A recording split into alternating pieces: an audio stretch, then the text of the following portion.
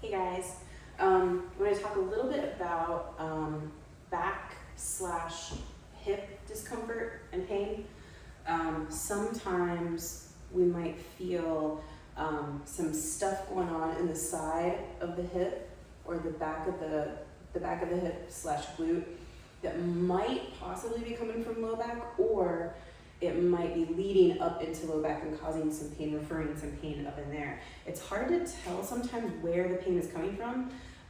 Pain can be tricky in that it doesn't always come from the source that you're feeling the pain in, if that makes sense. So like sometimes your shoulder hurts, but it's not actually the shoulder that's injured or causing you issues, maybe it's your neck. Or sometimes the hip hurts, but it's not actually pain coming from your hip joint or any muscles around the hip. It's actually coming from low back or vice versa. And we want to dig into that a little bit further so that you can develop some more body awareness and find out where the pain's coming from so that you can maybe do or take some steps to alleviate it. I'm starting with a foam roller. Mine is nubby and mean. It's called a rumble roller. I definitely don't suggest starting with this unless you've had some experience with foam rolling or you have a very moderate to high pain tolerance. It can be a little bit icky. So what I like to do first is set this on the ground. Whatever side is bothering you, probably start on that side first just to kind of investigate some things.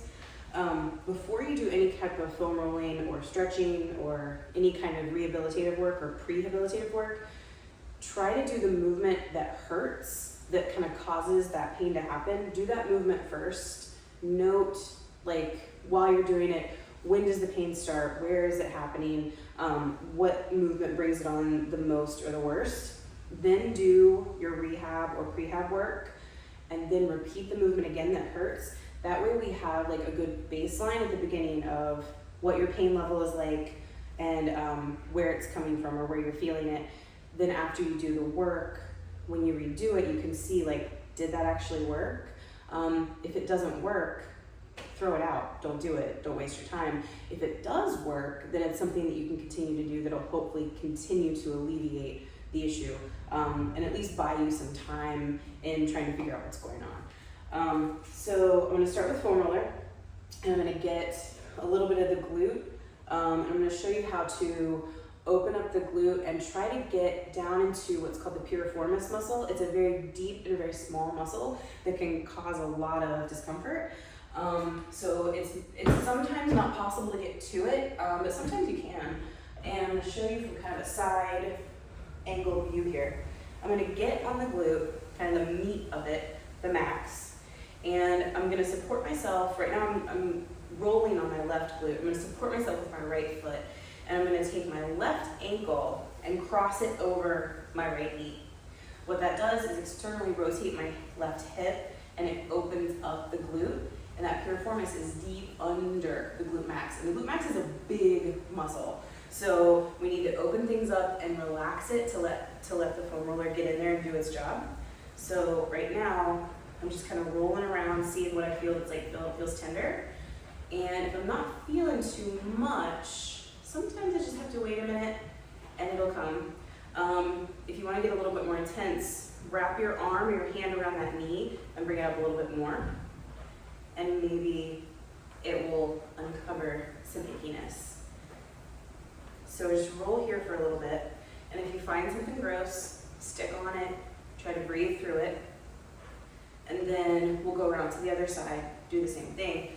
The funny thing about back pain, hip pain, anything that is unilateral is sometimes that pain is being caused by something that's going on the other side of the body. So if I'm having pain in my right hip, it's possible that that pain is coming from my right hip. It's also possible that the pain is being referred from the left side because maybe the left side is tight or it's a little bit weaker than the right side. So it's pulling or pushing on the other side and kind of bugging it a little bit, making it irritated. So doing things on both sides is a really good idea just to see like, what if it's not the painful side that maybe needs a little bit more work. So after you roll that glute a little bit, I'm going to show you something that's a little funky, but I like/hate it. I put foam roller under my knees and keep the knees bent a little bit. And what I'm gonna do is lay back. And if you've trained with me before, you know that I say never, ever, ever put that foam roller on your low back, right? Low back is not meant to take that kind of pressure. So what I'm gonna do instead is bridge up and stick the roller on the top of my glutes. So very close to the low back, but not on it. And then I'm gonna bring one knee up and put it down. Bring the other knee up, put it down, and just kind of do a little march. And hopefully it starts to kind of dig into that tissue at the bottom of the low back and top of the glutes. If you feel brave, go ahead and lift both at the same time. Make sure you're supporting yourself somehow, either with hands on the roller or hands on the floor. I like to hold onto the roller. Bring both my knees up close to my chest. And if you're feeling even more brave, we're gonna start to toggle from side to side. This gets hip, glutes, and also makes you move side to side and stretch out that low back a little bit. If this hurts in a way that causes like a shooting or sharp pain up your low back or anywhere else, then stop. We definitely don't want to be doing this. And sometimes if I'm feeling pretty brave, I'll kind of hang out on one side and move back and forth. You know what your body can handle. Trust yourself and listen to what your body has to say. If it says this right side hurts a lot more and it feels like it could use some more tissue work, then do it. Wiggle around in a way that feels good. When you're done, always come back to the middle first. One leg down at a time.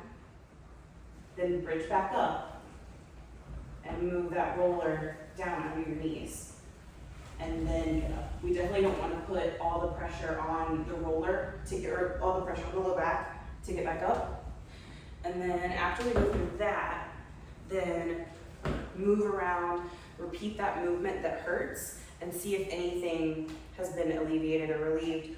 And if not, then scrap it. We don't need it. And if it does help, let me know. And then we can maybe add in some other things that might also help. Stretching, foam rolling, moving your body in those ways is awesome. But the best thing you can do is combine the foam rolling and stretching with some strength movements. It's like milk and cookies. They go great together.